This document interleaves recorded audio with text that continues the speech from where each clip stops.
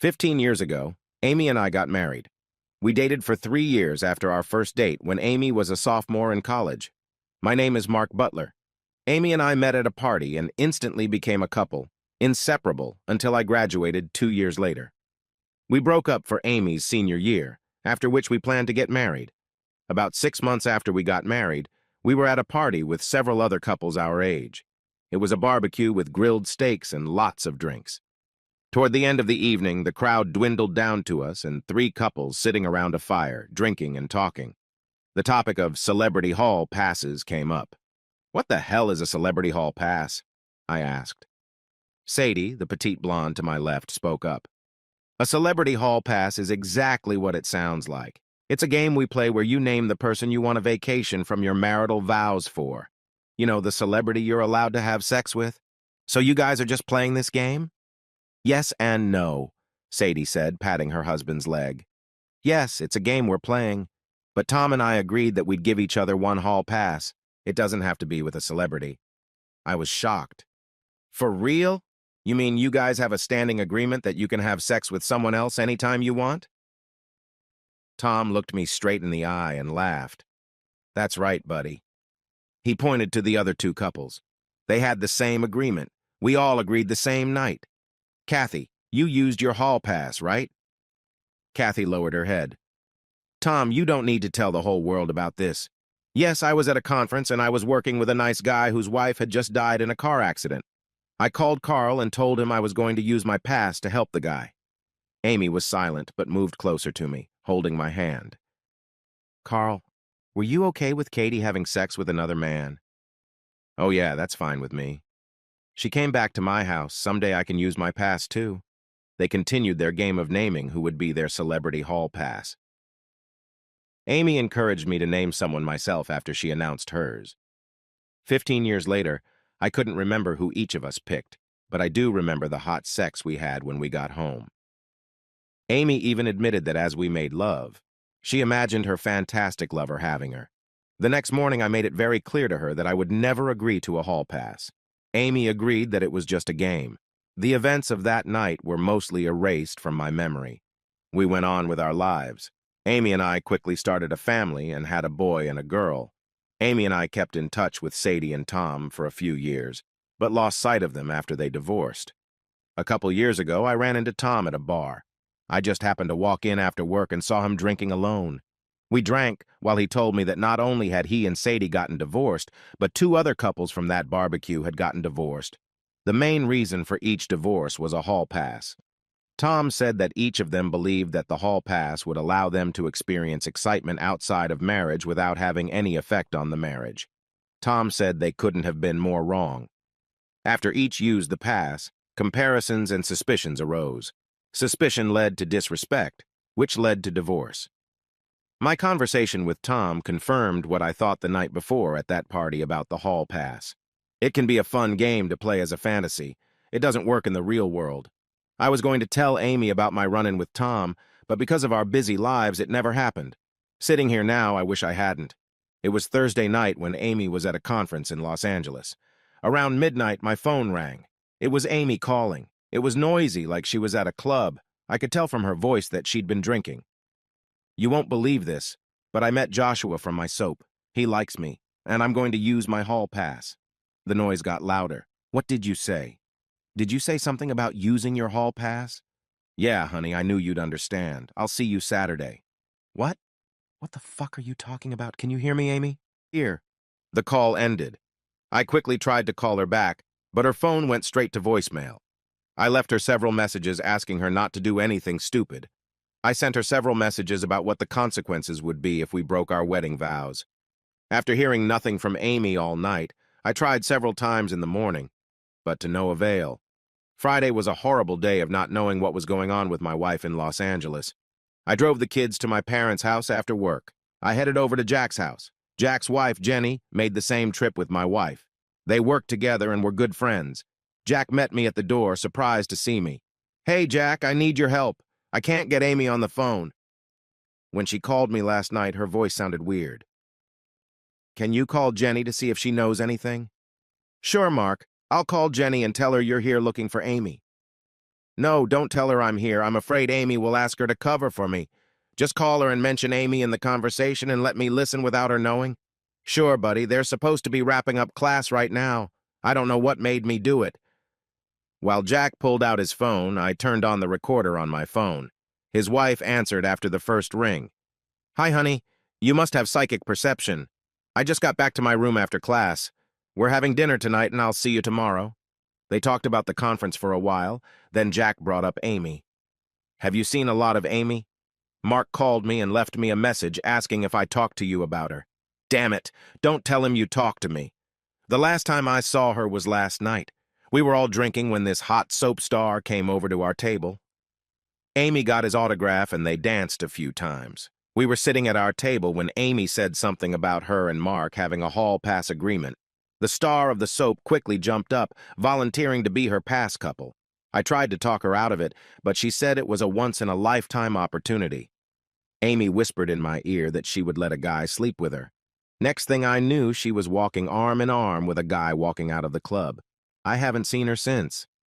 God, don't tell Mark. Jack ended the conversation by looking at me. Sorry, bro, do you guys have a hall pass arrangement?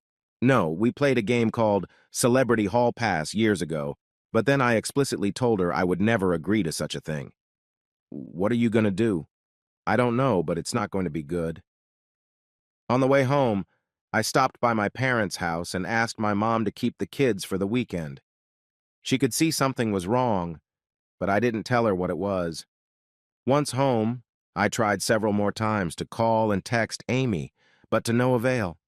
I assumed she had turned her phone off so she wouldn't be disturbed while she slept with her soap star. Amy's flight was supposed to drop her off by mid-afternoon. Amy would drop Jenny off, so I asked Jack to text me when Amy dropped her off. I set up our video camera on a shelf in the living room so I could meet her face to face. I wanted everything she said to be recorded. At 4 o'clock, a text came in from Jack. I had about 20 minutes. I grabbed the camera remote and waited for my wife to return. I almost jumped up from my seat when the garage door rattled. Pressing the record button on the remote, I tried to be as calm as possible. Amy popped out of the kitchen with her bag in tow. "Oh my God, what a crazy ride," she said excitedly. "Yeah, I bet it was. I've been trying to call you." My phone broke. I dropped it and it just shattered. "Last time I talked to you, I couldn't hear you very well. It sounded like you met the star of the show and used your pass." "Yeah, we were at the club and Joshua Morrow came to our table. You know the star on my soap? We danced a few times and talked about our hall pass agreement. Damn, he's so hot. He said he wanted me to use my hall pass on him. That's why I called you. He had all the hot actresses and he wanted me, can you believe it? He took me to his house and, well, you probably don't need the details." No, tell me how he had my wife with his acting buddy that hundreds of other women had." Amy didn't feel like I was mad yet. "Oh, yes, he was experienced. He knows how to handle a woman's body. He said he took one of those pills. Damn it, you're going to have to try it. He lasted forever. Hell, he was good. Those stories you hear about these stars being good at sex are true." Amy was just getting dizzy as she told her story. Finally, she noticed the anger on my face. "Mark, are you okay?" "No, I'm not. My wife is standing here in my living room confessing to adultery, and she can't contain her giddiness about having sex with another man. Adultery? What are you talking about, Mark? It's a once-in-a-lifetime opportunity. Joshua was my hall pass. I thought you'd be happy that I was able to fulfill a dream. Am I supposed to be happy that you broke our wedding vows?" I didn't break our wedding vows. I took the day off to fulfill my fantasy. It was similar to what our friends did. I just used my hall pass. A look of concern appeared on Amy's face. "No, Amy, it was just a game, and I made it very clear that it was just a game. I told you I would never break our marriage vows, and I wouldn't tolerate you doing so. If you had a chance to be with a celebrity, I would be all for it. I don't understand why you can't just be happy that I had an experience I will never forget. Don't worry, I'll never forget either. I'm sure the family you forgot about will never forget either." I walked over to Amy, grabbing her hand. I took the wedding ring off her finger. "You made love to him without taking the wedding ring off your finger? This symbol of our love and commitment to each other?" "We didn't make love. We had sex." "Yeah, I didn't take it off. I was going to take it off, but Joshua wanted me to keep it on." "I'm sure he did. He wanted to make fun of your marriage. So he screwed you knowing you were a married woman. Amy stood with her hand on her hip. It was her angry pose. I don't know why you're making a big deal out of this. It was only 2 nights. What? Do I need to take you upstairs to make it up to you?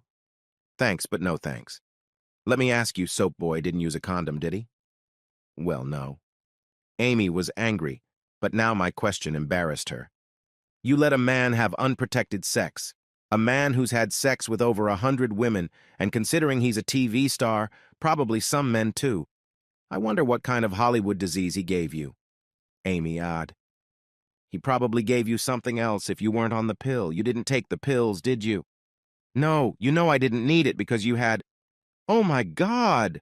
Amy yelled again. Hey, just think, you might be carrying a TV star's baby. Amy was obviously thinking in her head. No, I got my period last week, so I'm protected for the rest of this week. It's funny how you're just thinking about it now. Mark, you're making too big a deal out of this. Too big a deal? So you're saying I shouldn't make a big deal about my wife committing adultery and abandoning her family? Amy stomped her feet. I told you it wasn't adultery. I used my hall pass. I called you and even told you I was using it. There's a problem, Amy. You use something that doesn't exist. I never gave you permission to abandon our marriage and destroy our family. Stop being so dramatic. I really thought you'd be happy for me. I guess I was wrong. I'm done talking about it. Where are the kids? They're at my parents'. I didn't want them here when discussing our divorce. What? What do you mean by divorce? Are you going to divorce me over this? No, we're not going to divorce. As calmly as possible, I just looked into Amy's eyes. You made your choice. Now I'm going to make mine. Bullshit. Are you telling me you're going to leave our family over this? It's not a big deal, and you're just going to have to deal with it, Amy yelled. Finished talking, I quietly went upstairs to the guest bedroom, locking the door behind me. For over an hour, Amy pounded on the door, telling me we needed to talk. Silence was my response. Getting up early, I was out of the house before Amy woke up. Pulling up to my parents' house, I found my dad awake while the others slept. Over a cup of coffee, I told my dad the whole story. Dad just listened without saying a word until I was done. When I got to the end, he just looked at me. What a bitch. Dad, can I ask you what you would do in my situation? Son, you have to realize that things used to be different. Seems like this shit is acceptable now. If your mother did what your wife did, I'd put a bullet in her forehead. But you gotta do what you gotta do. Dad, I don't think I can get past this. She knew how I felt about infidelity. Hell, I thought she felt the same way. What about that prenup her mom made us sign? Amy told me that her mom had caught Amy's dad cheating a few times and wanted to protect her daughter. Amy seemed to have completely forgotten about that. My dad laughed. I'm sure you're going to remind her. Oh, yes, but not right away. I want to see what she's going to do. She keeps saying it's no big deal and I just need to come to my senses. Dad, I really don't believe she regrets what she did or that she did anything wrong. It wasn't until after 10 that my phone started blowing up. Amy was calling and texting, wanting to know where I was. When I didn't answer, she called the kids. Julie, our daughter, walked into the kitchen, yawning. Daddy, Mom wants to know where you are and why you're not answering her calls. Honey, what did she say to you? Funny, that's exactly what she asked me. She wanted to know what you told us. What's going on with you two? Are you cheating on her or is she cheating on you? Damn, she's perceptive. Dad intervened. Oh shit. Mom cheated on you, didn't she? I think you should ask your mother that question. I didn't want to be accused of setting her up. I knew Julie would be very upset with her mother. Julie, being the stubborn teenager that she is, pulled out her cell phone, putting it on speaker. Dad's here. Did you cheat on him? Julie, what are you talking about? Whatever he said, it's not true. What did your father tell you? He didn't tell me anything, Mom. I can read it on his face. You cheated on him, didn't you? No, I didn't. And if he tells you I did, it's a lie. Okay, Mom. You look guilty to me. Julie pressed off on her phone. I'm sorry, Dad. I can't believe she did this to you. I assume you're going to divorce her. You've always preached honesty and morality. I don't blame you if she cheated on you. Julie turned around with a grim expression and walked back upstairs. Your kid has a good head on her shoulders, mature beyond her years. She'll handle it just fine, Daddy said. I'm not sure I'm going to be a daddy, I said. 30 minutes later, there was a loud knock on the front door. I heard Daddy outside the door say, "Amy, I'm sorry, but you are not welcome in our home today." Mr. Butler, I don't know what your son told you, but he made it all up. I didn't do anything. No matter what you say, Amy, you're still not welcome here. Tell him I didn't do anything, and if he says I did, he's in trouble, Amy blurted out. She seemed angry, I said to Dad as he came back into the kitchen. Be careful, son, I saw that look. She's not going to give up easily. That woman is like a cat backed into a corner. She's going to lie and scratch her way out. I hope you can prove what she did. She looks ready for a fight. Amy was silent when the kids and I got home later that afternoon. That night I slept in the guest room again. No one knocked on the door. The kids had left for school, and I was sitting at the kitchen table sipping coffee. I decided it was time to meet Amy face to face. She walked into the kitchen like she didn't care about anything. Did the kids have a good rest? I nodded as she poured herself some coffee. Honey, why are you sleeping in the guest room? Are you feeling okay? You know why I don't want to sleep next to my cheating wife. Cheating wife, Mark? What are you talking about? So I guess you're going to deny having sex with the star of the show while you were out of town last week? Mark, I don't know what you're up to. She turned around and looked me in the eye with an angry look. You're accusing me of something you can't prove, and I'm going to make you pay dearly. You know you can't prove anything. This is it, a declaration of war. No, we can go back to the way things were, but that's up to you. I'm ready to forget all the unfounded accusations. I'm sorry, but I can't forget what you did. I'm going to do it again. I didn't do anything. And more importantly, you can't prove I did anything. You'll regret it if you try to say I did something. Let it go and let's get on with our marriage. I realized the threat when I heard it. I didn't say anything. I just got up and walked to my car like I was going to work. I drove down the street waiting for Amy to go to her school where she was the vice principal. As soon as she left, I went back inside. Taking Amy's words to heart, I went into the house looking for clues. If this was war, I wanted to get as much ammunition as possible. Jenny mentioned that Amy had gotten Soap Boy's autograph. Was she going to deny her affair? I figured something like that would be too big a trophy to get rid of. She'd hide it.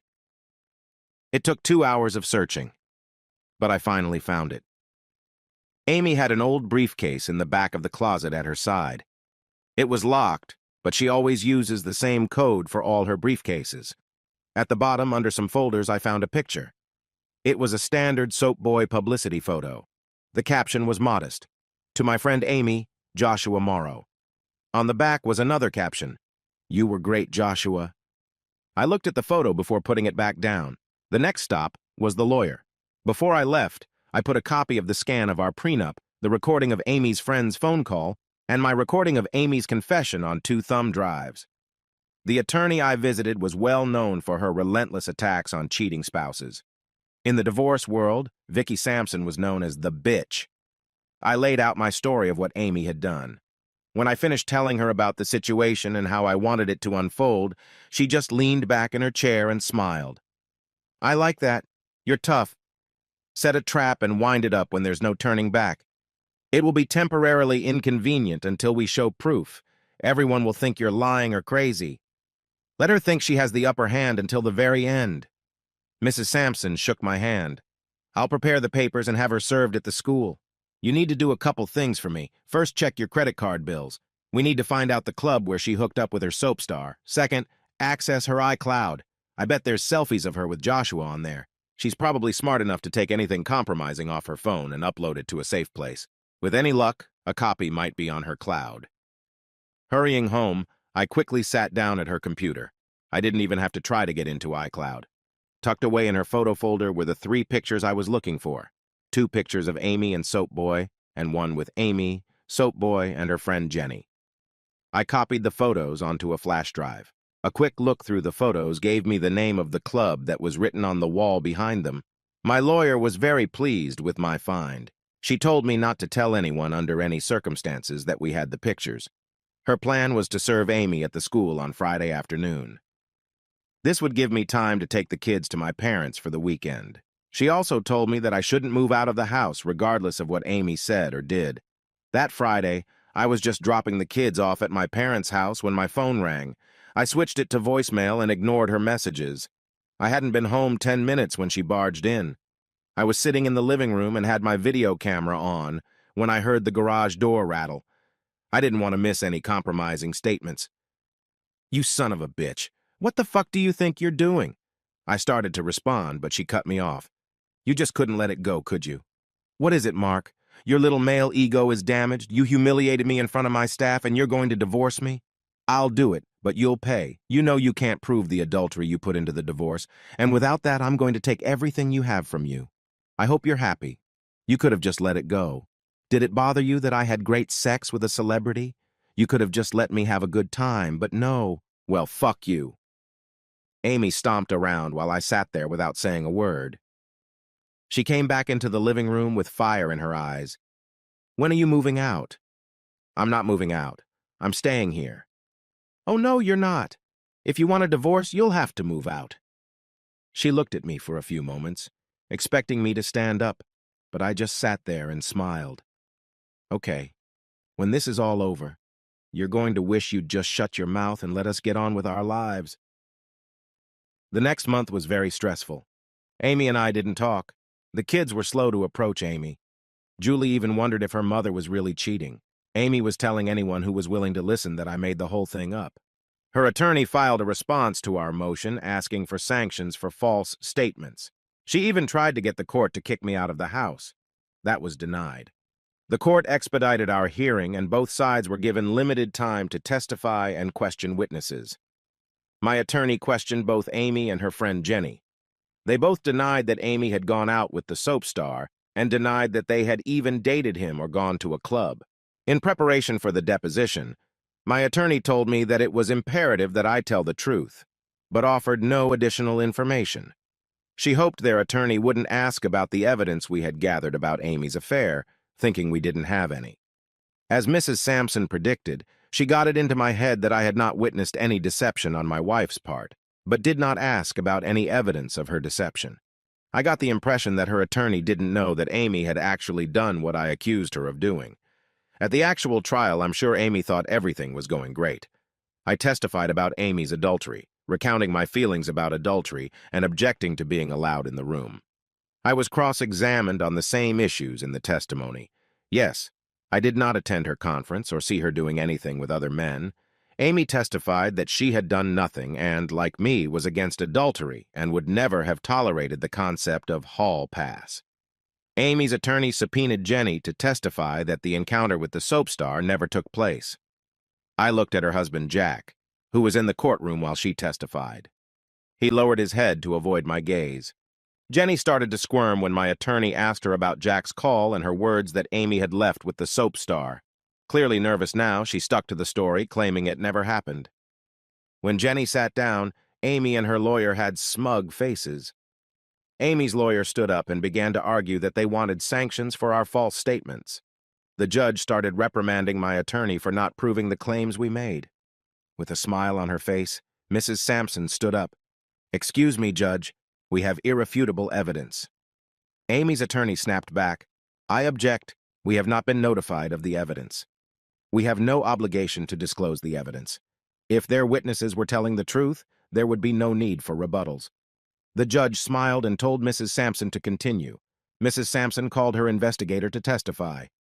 "Judge, before we continue, we admit that Mrs. Butler did not have sex with Joshua Morrow." I couldn't believe what I was hearing, but Mrs. Sampson looked at me to shut up and wait. The lawyer called her investigator, who testified that Joshua Morrow had been in Europe that week. Amy's lawyer jumped in. "With this admission that my client did not commit adultery, we demand that this farce cease and force the court to impose sanctions on Mr. Butler." Mrs. Sampson with a broad smile on her face. "No, we're not saying she didn't commit adultery. We're just saying it wasn't with Joshua Morrow." Jenny was called to the stand. My attorney asked her again if she and Amy had been at the conference and if they had met with who they believed to be Joshua Morrow. She again denied this. Jenny was again asked if she had called her husband and told him that Amy had left with a man who was not her husband. Even after being reminded that she was under oath, Jenny denied that she had called. I turned to look at her husband, who spoke with just one lip. I'm sorry. My attorney turned on the replay of the recording of Jenny's call. Amy's lawyer jumped in, objecting to the recording. Mrs. Sampson said, "Judge, my client was an invited guest at the witness's home and was allowed to listen to the call." The judge told the lawyer to sit down and asked Jenny if that was really her voice. She had no choice but to admit that it was. I began to feel vindicated when the evidence finally came out that I was telling the truth. Amy was called to the stand.